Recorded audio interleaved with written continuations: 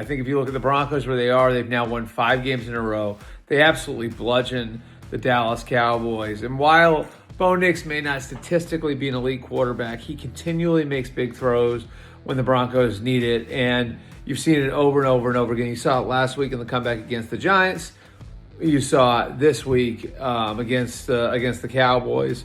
That defense is top shelf. The running game continues to get better with J.K. Dobbins and R.J. Harvey. And right now, they're in front in the AFC West, above the Chiefs, above the Chargers. So the Broncos are where a lot of people expected them to be.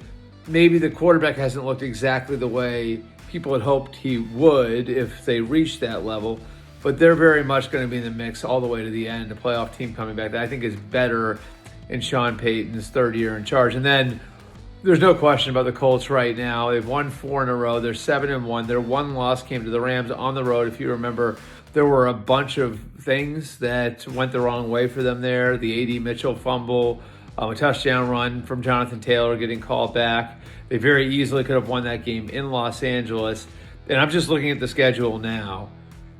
And we got a trip to Pittsburgh next week for them. If they can win that, if they can beat the Falcons at home the week after, or if they can beat the Falcons, in Berlin the week after that, then they go into their bye, and they would come back at Arrowhead at 9-1.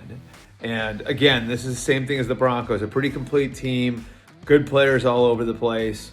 It's not just about the quarterback like people like it to make it.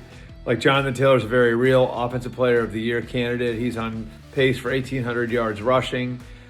You've got a really balanced crew of receivers, a good offensive line, a defense that's been rejuvenated under Lou Anarumo.